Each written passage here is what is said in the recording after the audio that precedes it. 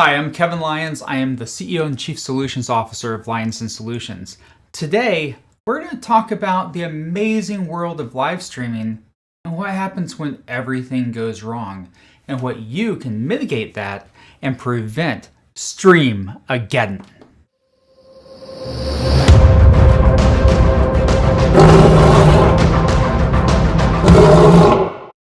Okay, so we all are just loving the live stream space. It's brought us a lot of life rafts for clients. It's brought us a lot of opportunities to connecting with people. And if you're like me with Lyons Den Solutions and our team, we produce high-end stream conferences, webinars. We do multi-day conferences. We do mini webinars. We do anything from weekly live streams. We just do a lot of live stream production. And this past year, I had one of my favorite clients. They had a multi-day, 4-day conference with 20 plus speakers.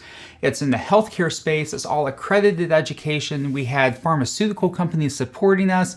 They had expensive product theaters and all types of revenue tied around this. And a lot of our industry was looking at this conference for this nonprofit to set the standard to see if they can do it, at what level can we expect other people to be able to do this. And so we leverage Ecamm Live, which is my go-to live streaming platform. And I have to tell you that Ecamm Live killed it. There's a link in the bottom. You can get a free trial to it. It's amazing if you're a Mac person. If you're not a Mac person, look at vMix or OBS and so forth. But still, it was amazing, the experience. However, I then started thinking, so my background, I've been the Chief Technology Officer, I've been the VP of IT, beyond running companies and being a startup junkie and all this other stuff. I'm also a software developer. I've developed data centers and networking platforms, blah, blah, blah. I'm starting to think, what can we do to mitigate, to prevent, to come up with safeguards so that if something goes wrong, we can recover from it. One of the things I always tell people when we were live streaming, like whether it's just a small webinar or a multi-day conference, is I would say, hey, we're live and anything can happen, but we'll do everything we can to be right back on. We always try to put that hope in there that saying, we have plans for recovery. When it comes to your client work, you always want to make sure that you speak with your clients about, listen, there's a lot of factors that are focused on making this live stream, whether it's a conference or a YouTube stream or a Vimeo, whatever, to make it work. There's some basic fundamentals that are needed, like electricity, internet, and then platforms, right? So we had to start thinking, we have a home office in the upstairs of our home. We are subject to the power company. We are subject to our cable provider for internet. We're subject to cellular for some type of backup, and I'll get into some details on that in a moment. And how are we going to come up with a plan of failovers? What happens if my primary iMac Pro goes down? What happens if my iMac goes down? What happens if my MacBook Pro goes down? What happens if a lightning strike? We're in Central Florida. What happens if a hurricane comes over?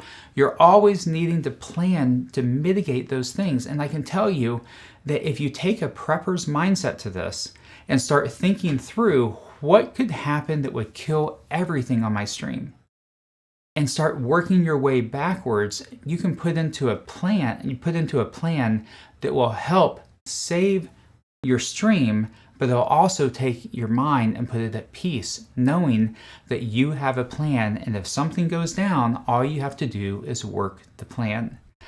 All plans are not perfect, and I probably have not thought of everything, and I'm not going to go through my exhaustive plan with you, but I'm just going to kind of give you some overviews. So one of the advantages I think that we have is we do live in Central Florida. We are subject to hurricanes. This hurricane season has been unprecedented. It has been the 2020 season of a lifetime, right? And so we have been able to dodge most hurricanes. But what was so ironic is literally the week before our annual conference that we were producing for our client, there was a hurricane heading to Florida. Then a week before a 2-day advocacy summit we were producing, there was a hurricane heading to Florida. And we're thinking, okay, what do we do? What are some of the basic things that we do? So basically, from a hurricane mindset, if you take that with a stream, you got to think about you need to have electricity, you need to have internet, and you need to have your equipment. Whatever that takes to make that happen. So one of the first things that we do in Florida, for myself, we have a virtual company, Lyons Den Solutions, so 100% virtual. And we've been producing conferences for years and years. We've been in existence since, goodness, 2008, I think, 2007. Always virtual. So we've always had a bug out plan, a plan to say if a hurricane comes and we need to still produce a conference or have continuity of business and so forth, we're going to pick up and move to this location that we feel is safe. So what we do is generally anytime a hurricane is on the map, we are instantly reserving, we're Marriott people, so we instantly reserve multiple Marriott hotel rooms in multiple cities to where they're not just like the Courtyard Marriotts, but like a Marriott or a some of the higher end Marriotts that are out there, and Ritz-Carltons or JW Marriotts and so forth, because we know they have convention centers and they have high speed reliable internet. Even if we have to buy internet, we can get it. However, in the world of COVID, that's taken a little bit of a different approach to where it's like, hotels may not be as accessible as they once were. We may want to come up with some other alternatives. So let me walk you through some of the things that we do to make sure that we have continuity as we go through problems. So let's take a look at a couple of things. First off, your platforms. One of the biggest things that I'm a huge fan of is Restream. So Restream is a platform that allows you to send one RTMP signal to Restream, and Restream then sends it out to as many other TP receivers as you would like, based upon what payment plan you're on. So what I love about this is I can have, our classic stack is we send from Ecamm Live to Restream to Vimeo to one of the engagement platforms like Slido or Meeting Pulse and so forth, and we embed that in a WordPress site.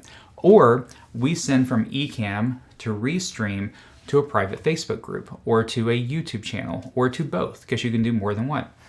The amazing thing about Restream, though, that I'm not sure if everyone really realizes, is you can actually set up multiple RTMP channels, if you will, and while you're streaming, you can turn these on and off as you go. So one of the things that we do is I set up multiple RTMP links on Vimeo, and I always have a private Facebook group in the background that I also send that link to.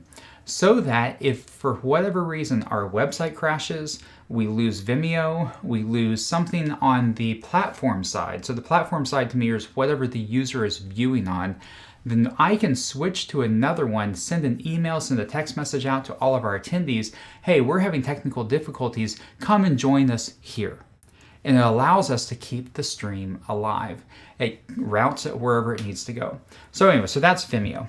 So, and also just for some background, if you're an Ecamm user, a little bit about what I have going on here is I did a video earlier about using my iPad and my Apple Pencil to actually use that as a whiteboard using a green screen overlay. The other thing I have going on is I actually have 3 computers running the stream right now, or running this, it's going to be a video. One is my camera is connected to my iPad Pro, I'm sorry, my iMac Pro. I have my screen share connected to my iMac, coming in as an NDI source for my iMac Pro. So that way my screen share is not taking up all my processing power of the iMac Pro. But then I now have my MacBook M1 processor playing the video in the background that you see all the little bubbles that are coming out. And I just did that to see how it would work. So I have 3 NDI sources coming in layered using camera overlays. Let's get back into redundancies. So Restream is my number 1. Next up, we stream through Vimeo and we use either business or enterprise. One of the great things that enterprise has is they now have the ability of, right here, redundant RTMP signals. So what this means is because occasionally a RTMP output will fail. if your internet starts going, willy-nilly and everything else, you can have a blip in that. But now you have this whole, RTMP piece of it here that can basically give you a failover effect. So you can have two streams coming in. If one fails, the other one picks up. I believe also Restream now has released the failover element as well, so you could add that in. So anyways, that's not for everyone. There's only some circumstances where that will really help you. The next up is, as we start talking about platforms, is going into the next level, and that is internet. This was my original plan when I was developing this conference, and there's a lot here. So basically, let's start at the bottom left-hand corner. This is my iMac where I have Ecamm, and I was going to bring in Skype guests into a session A. I have on the bottom right-hand corner, bottom left-hand corner is that, bottom right-hand corner, my NDI Camera 2, which is my MacBook Pro, coming into my iMac, and I was at first going to use a bonded internet connection service called Speedify. So what bonded internet is, so let's say that you have a cable modem coming into your house from your cable provider. You then can take a second internet source, like another cable modem, or possibly using a hotspot or using your iPhone coming in. And what bonding does is it creates what's called a virtual private network that takes those three connections and puts those into one pipe on your side. It then uses a virtual private network on your side connecting to a third-party server, and this gets detailed, a third-party server where it combines all three connections to make like a super connection so that two things can happen. One is you have immediate failover, meaning if your cable modem goes out and your second cable modem goes out, whatever you have hooked up on that third connection remains, but it's on the same network. So in effect, you can kill your cable modem and still stay running on your mobile device or your hotspot. The other thing it does is, in most cases, not all cases, but in most cases, it will actually add all that bandwidth together to create a larger bandwidth to the VPN router or the VPN network. So in theory, it's not true theory, but in theory, if you have 2 gigabit connections plus you have a 4G cellular modem or cellular phone, you could actually bring all that together and kind of come up with a 2G or 2.5 gigabit connection. But in reality, because it's bonding it together and meshing 3 sources together, it's not a perfect science. But the failover is super effective. So what I was doing is I was actually bringing all those 3 into Speedify, which is an app that you can get to run on a PC or a Mac. Then what I was bringing on the outside is I have a residential 1 gigabit connection with 30 meg up. So you have a download speed and an upload speed. A second business cable modem with a 940 meg down and 40 meg up. And then I had a bonded cellular solution, which I'll talk about here in a minute. So the theory is I was trying to create complete failover so that if I had to go cellular, I could go cellular. Because at first I was thinking, okay, I have residential cable through Spectrum. I added a second gigabit connection because we were homeschooling our kids and everything else. I didn't want to track that from our kids' internet, and I wanted to have a dedicated internet for our live streaming and our business. Then I was thinking, good, I have 2 internet connections and they can be failover for each other. But then I started thinking through this, and I'm like, if one of those connections go out and they're both through Spectrum, then probably both of those connections are going to go out because they're going through the same coax line that runs to the amplifier on my street. And if power goes out in my neighborhood, because we are in Central Florida, we get lightning storms, we get hurricanes, then power is probably also going to go out at the street for Spectrum for the entire neighborhood. And I actually experienced that a handful of times while in the early days, like in March and April, when we started live streaming these events, converting the in-live person events to virtual events. So that's when I started looking at more advanced cellular bonded networking configurations. Now there's another factor in this is we have an RV, we have a Class A RV, and we travel across the country. We have a virtual company, our clients are virtual, all of our employees are virtual, and we homeschool. So we have this unique setup, and that was all before COVID, and COVID just made it even more interesting, to where we travel occasionally across the country. We might go up to Michigan and back or whatever, and we keep our business with us. And so we travel and we need high-speed internet, and we need it, available all the time. So as we started traveling in this season, and we love traveling in the RV because we feel safe. It's our world, it's our house, it's our clothes, it's our bed, and so forth. So we were like, we need to up our game on internet, because many of the RV parks, even the higher end RV resorts, their internet is iffy, just like many small hotels, sometimes many apartments and so forth. Your internet's like, you might get 5 meg down and 2 meg up, and it's just like, that's not going to happen for streaming. You need 5, 10, 15, 20 meg up on that. So we came across a platform called Peplink. Now, there's a website called mobilemustaves.com, and this is, the whole RV industry is like blown up right now. And with that, there's a lot of startups and a lot of virtual workers that are looking for better internet solutions. So I found that by looking into my RV communities, my RV guilds, if you will, and you look at my last video about guilds, is I started learning a lot about mobile devices and how to do amplification, how to do bonding, how to get unlimited internet, and so forth. So here's what we ended up doing. Okay, I've went way into the weeds, so I'm going to back way out and say what we have today. I have a gigabit business internet solution from Spectrum. I use that as my primary internet because it has a high SLA, meaning that if I need help 24 hours a day, I can call someone, they respond, I have a priority in all of the queues.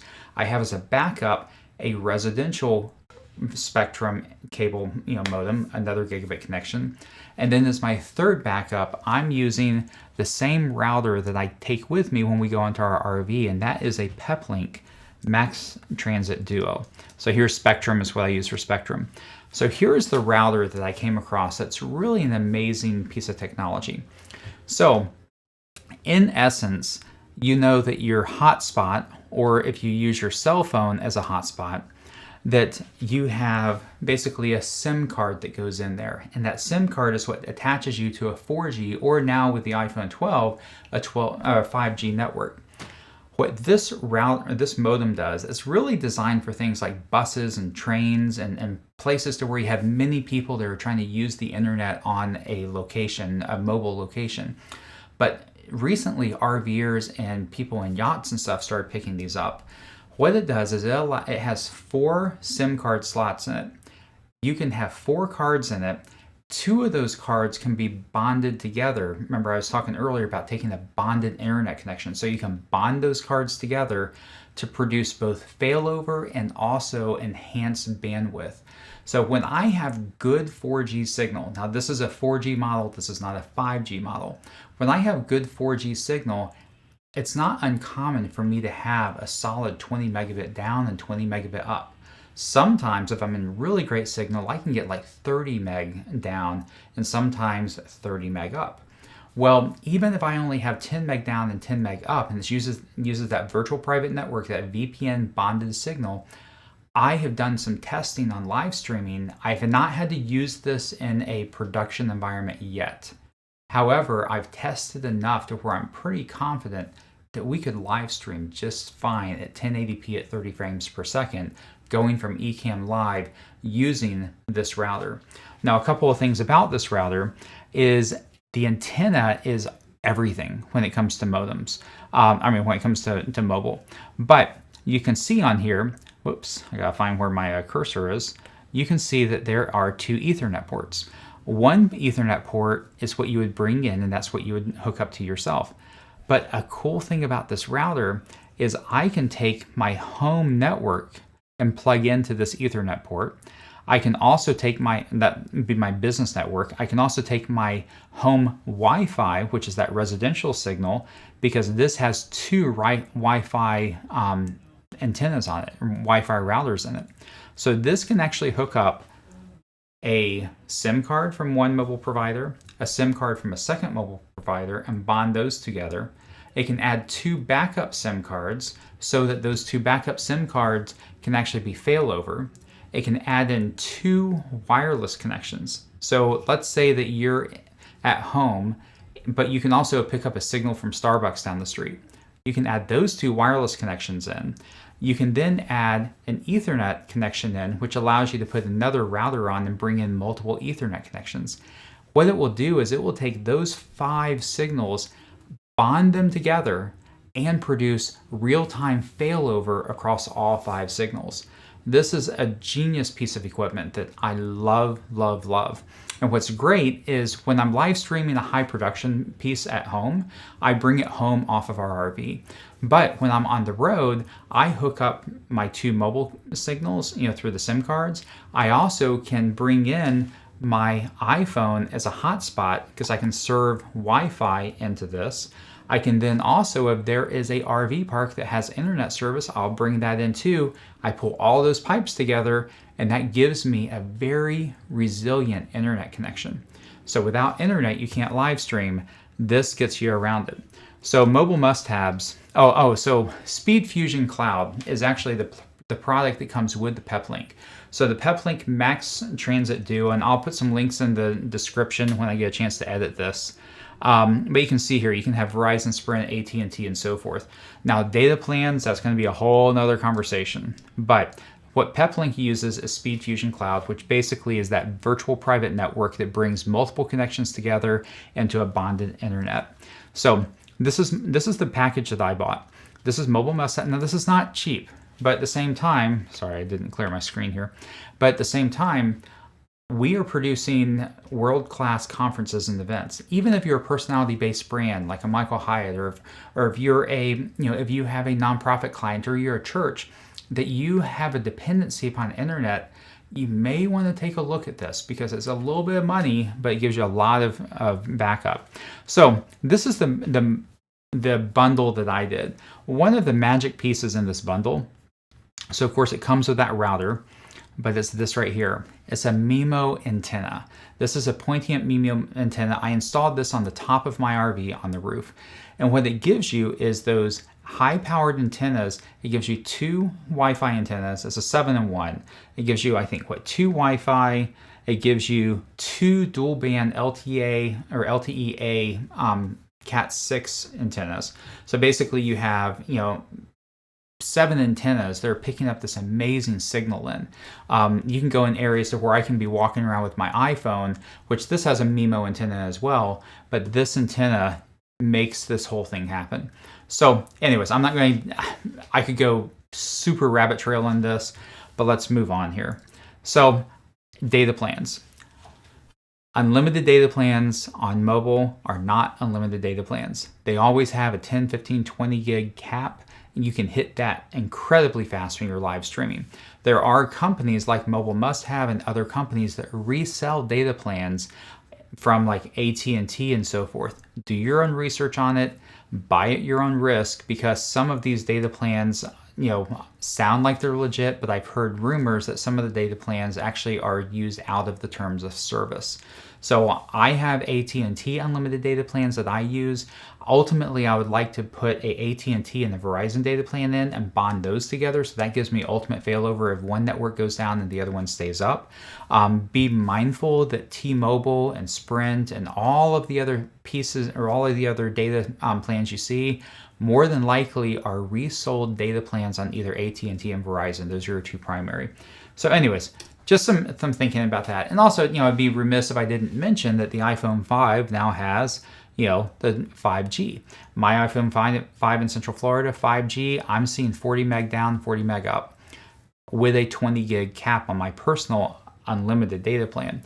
So as another source of backup, if the crap hits the fan and the stream's going down and I lose my internet, I lose my cable modems, I'm having problems with my 4G service, I can turn on my hotspot and flip over to my hotspot.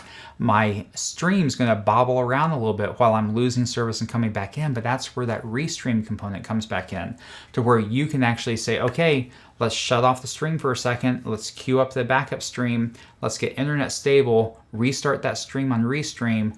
Boom, you're back in business out there. And of course, results vary, because if you're streaming to Facebook versus YouTube versus Vimeo versus whatever, the recovery time of the stream, some of them will shut you off in a couple of seconds and say the stream has ended. Others will sit there and wait for the stream to pick back up.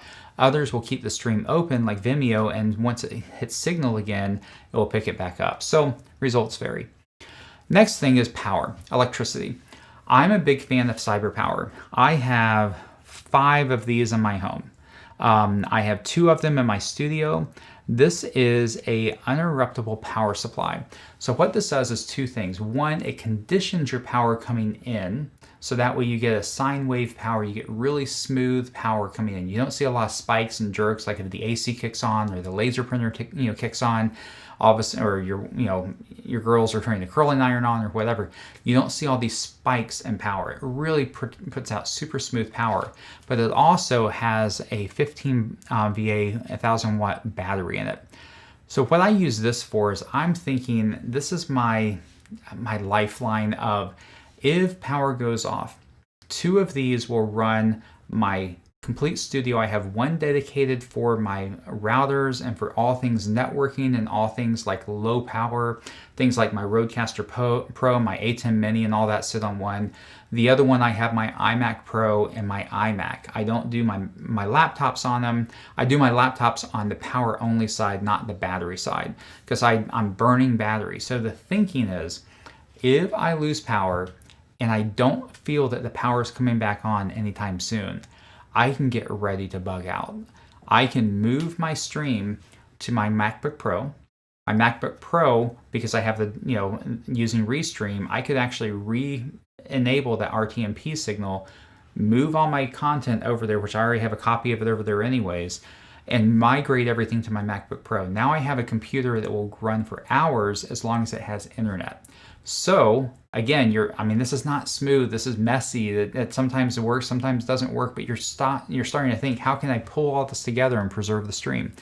What the uninterruptible power supply does is it gives you that good 5, 10, 15, 20, 30, 45 minutes of time, keeping everything up so that you don't have to do CPR on your system, but you can start preparing to exit. You're starting to prepare, how am I going to switch this over to my MacBook Pro? How am I going to go mobile and get out of here? So anyways, that's a short-term energy fix. Having a couple of those around goes a long way. MSRP is $249. Amazon has them for around $200. They go on sale occasionally. So Amazon like $209 right now. Next up, we live in Florida. I have this generator, and I have 10 gallons of gas in my garage at all times. This generator is designed to do 2 things. One, to keep our freezers going, because we have a lot of meat and a lot of things stored up in the freezers. But if I'm streaming, our freezers are designed to hold their frozenness for like 24 hours. So if I'm streaming, I have an extension cord I run outside of my 2nd floor window. I pop this on, and I have probably about 48 hours. It's 5 gallons for a day, basically, of gas. The reason why I like this Honda 2800 portable one is, one, never run these inside your house. Always run them outside. You hear about carbon monoxide poisoning all the time. But this is an inverter generator, which basically makes it a very quiet generator. Normal generator, you can buy like a 5,000 watt or a 6,000 watt generator, but it sounds like 10 lawnmowers going off outside your house. This actually runs super quiet. And the way it does is, instead of generating AC power, it actually generates DC power and uses an inverter to convert that to AC. It's a technology that many RVs and stuff use. So I have one of these, and this is my, hey, power went off and I just need like 8 hours to get through the day. Now, if the power went off, my cable modems probably went off, which means I'm now on my cellular Peplink router and using that, or a combination of hotspots, to continue the stream. But I have power, and you need power. Next up, what is my complete bug out solution? This is our RV. This is a 2019 Bounder 36F. We affectionately call her Boundy. and she has an Owen 4,000 watt generator, or 4,800 or 5,000 watt, some big generator on it. She also has batteries and an inverter, and she has the PepWave pointing MIMO antenna on it. So if things get really bad, let's say there's a hurricane coming, let's say that power goes out, let's say an asteroid's coming, whatever it is, what we're doing is I'm grabbing my MacBooks, I'm grabbing my iMac Pro, I'm grabbing my Thunder Drive, I'm grabbing my Rodecaster, and I'm basically taking my studio and planting it on the dining room table on Boundy, and we're done. We're out of there. We'll drive out, we'll bring a golf cart with us, put the kids in there, and we are good to go. And we can live stream all the way there because we have a generator. We can find an RV park with with power hookups and internet hookups. So what is the ultimate live stream recovery plan? I would have to say the Class A RV. Anyways, so we went through a lot of different things there, and I know you could spend hours and hours and hours going through each of these. The biggest takeaway though, think through what it takes in your environment for you to continue to stream. I don't know if there's a perfect solution for all of this without spending hundreds of thousands of dollars. I mean, I used to build data centers, and we had generators and raised floors, and we had, I forgot what, argon gas or something like that, to where basically if there's a fire, it had this liquid that you'd spray and put the fire out and not hurt any of the electronics. I mean, we spent hundreds of thousands of dollars of building out that data center. And it's not necessary, especially if you do some basic planning ahead of time, of saying what will it take for me to continue to stream while I'm taking my computers and walking to my vehicle, or walking somewhere else, or getting to that hotel, or getting to that location that's safe, so that I can continue to stream. Thankfully, I've never had to do that. The worst I've had is I had a power failure in the middle of a major conference. My UPS power supplies picked it up. The router with the bonded connection, cellular picked over. The stream did drip off. It did kind of flicker and kind of phase out a little bit. We popped up on the server, so I had one of my team members that's in West Virginia on the website. We have the ability of putting messages up. Please stand by. We'll be right back. I think we were down maybe 2 minutes. We recovered. We came back. It's all in the recovery. It's all in the communication and the expectation to the audience. Thankfully, that's about the worst that's ever happened. But I still encourage you to think through that. So when that did happen, I wasn't freaking out, pulling my hair out. I just said, hey, that happened. Let's work the plan. So again, Kevin Lyons, CEO, Lyons Den Solutions, Chief Solutions Officer. If you have any questions, or if you have great strategies how to build more redundancies, I'll take it, because I'm kind of a redundancy nerd here. So let me know what your experiences have been and how you've recovered. Next time, I'll see you back at the Lyons Den.